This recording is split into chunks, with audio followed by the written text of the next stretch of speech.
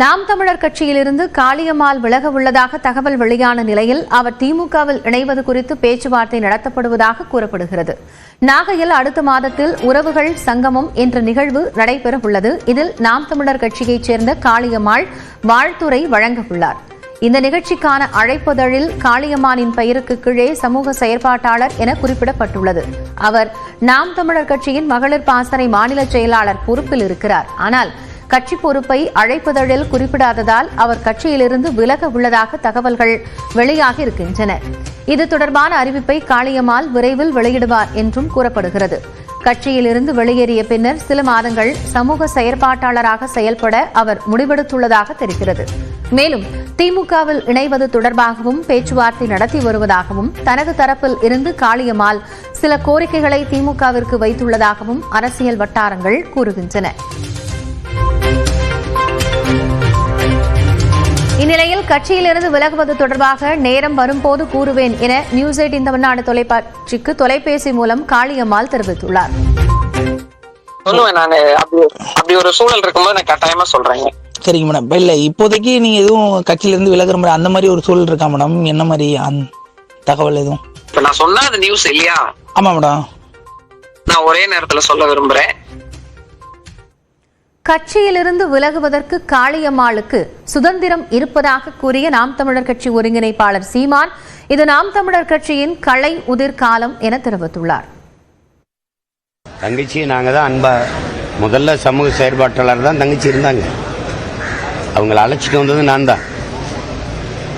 இன்னைக்கு அவங்களுக்கு எல்லாருக்குமே எல்லா சுதந்திரம் இருக்கு. வரும்போது வாங்க வாங்க வணக்கம் ரொம்ப நன்றின்னு சொல்லுவோம். போறதா இருந்தா போங்க ரொம்ப ரொம்ப நன்றி வாழ்த்துக்கள்னு சொல்லுவோம். இதுதான் எங்களுடைய கொள்கை. உங்களுக்கு தெரியும்னு நினைக்கிறேன். பருவ காலங்களில் இலையுதிர் காலம்னு ஒன்று இருக்கும். அது மாதிரி எங்கள் கட்சிக்கு இது கலையுதிர் காலம். அப்படி திடீர்னு வருவாங்க போவாங்க. என்ன இப்போலாம் முன்னைக்கு இப்போ வெளியில் போனால் நீங்கள்லாம் எடுத்து ஒரு பேச்சு மாரி போடுறதுனால கேள்வி கேட்கறதுனால எல்லாரும் ஒரு கடிதத்தை எழுதி வச்சுட்டு போகிறாங்க. நான் விலகுறேன்னு. நூற்றுக்கணக்கான பிரசவங்கள் நடந்து வந்த நெல்லை மாவட்ட ஆரம்ப சுகாதார நிலையம் ஒன்றில் போதிய மருத்துவர்கள் மற்றும் அடிப்படை வசதிகள் இல்லாத காரணத்தினால் கர்ப்பிணிகள் சிகிச்சைக்கு வரவே அச்சப்படும் சூழலுக்கு தள்ளப்பட்டுள்ளனர். பின்னணியை விரிவாக பார்க்கலாம்.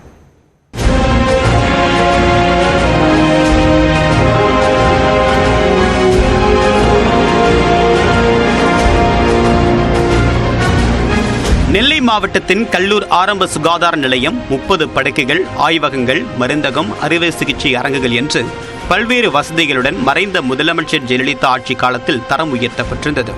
24 கிராம ஊராட்சி மக்களின் மருத்துவ தேவைகளை பூர்த்தி செய்த மருத்துவமனை தேசிய அளவிலான தரம் மற்றும் சிகிச்சைக்காக 2021-22 ஆண்டு மத்திய அரசின் விருதை பெற்றது. 2019 அதிகபட்சமாக 510 பிரசவங்கள் நடைபெற்ற இந்த மருத்துவமனையில் கொரோனா ஊரடங்கிற்கு பிறகு கர்ப்பிணிகளின் வருகை மெல்ல மெல்ல குறைய தொடங்கியது. 2022 ஆண்டு 68ஆகவும் 23இல் 51ஆகவும் பிரசவங்களின் எண்ணிக்கை சரிந்தது. கடந்த ஆண்டு 34 பிரசவங்கள் மட்டுமே நடைபெற்றன. அதிலும் கடந்த 2 ஆண்டுகளாக ஒரு அறுவை சிகிச்சை பிரசவங்கள் கூட நடைபெறவில்லை என்ற அதிர்ச்சி தகவலும் வெளியாகியுள்ளது. இதற்கு போதுமான மருத்துவர்கள் உள்ளிட்ட பணியாளர்கள் இல்லாதது முக்கிய காரணமாக கூறப்படுகிறது. இந்த ஆட்சி காலத்தில் இந்த மேம்படுத்தப்பட்ட 30 படுக்கை மருத்துவமனைகளில் அறுவை சிகிச்சைகளை அனுமதிக்காம மெட்டர்னிட்டி டெத்தை நாங்கள் குறைக்க போறோம்னு ஒரு நாம்ஸை சொல்லி அறுவை சிகிச்சைகளை முழுவதும் தடுத்து நிறுத்திட்டாங்க. அப்படி நிறுத்தினதோட விளைவு இன்றைக்கு கிராமப்புறங்களில் இருக்கிறவங்க அறுவை சிகிச்சைக்காக முழுவதுமாக தலைமையிட மருத்துவமனையில் போய் கூட்டமாக சேர்ற நிலைமை. மருத்துவ வசதிகள் இல்லாததால் கர்ப்பிணிகள் சிகிச்சைக்கு வரவே அச்சப்படுவதாக கூறப்படுகிறது. அதையும் மீறி வரக்கூடிய கர்ப்பிணிகளுக்கு அறுவை சிகிச்சை மேற்கொள்ள நேரிட்டால் அவர்களை அரசு தலைமை மருத்துவமனை அல்லது மருத்துவக் கல்லூரி மருத்துவமனைக்கு அனுப்ப வேண்டும் என்று சுகாதாரத்துறை அதிகாரிகள் வாய்மொழி உத்தரவு போட்டிருப்பதாகவும் கூறப்படுகிறது.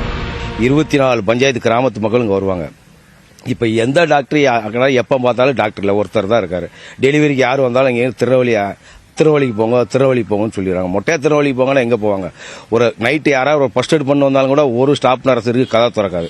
அதுக்கு சேஃப்டி கிடையாது, அதுக்கு ஒரு வாட்ச்மேன் கூட கிடையாது. அதனால் ஒரு டாக்டர் தான் 5 டாக்டர் இருந்தாங்க ஆஸ்பத்திரியில்.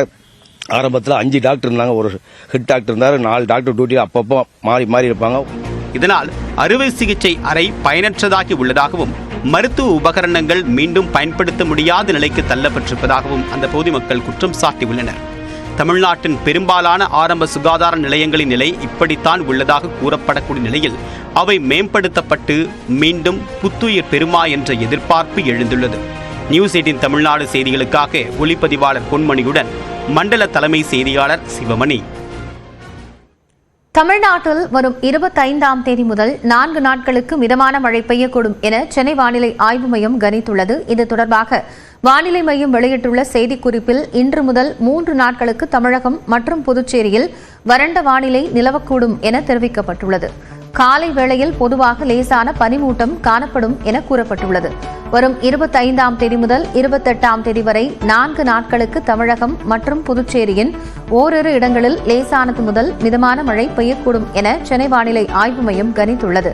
சென்னை மற்றும் புறநகர் பகுதிகளில் இன்றும் நாளையும் வானம் ஓரளவு மேகமூட்டத்துடன் காணப்படும் என்றும் காலையில் லேசான பனிமூட்டம் நிலவக்கூடும் எனவும் தெரிவிக்கப்பட்டுள்ளது.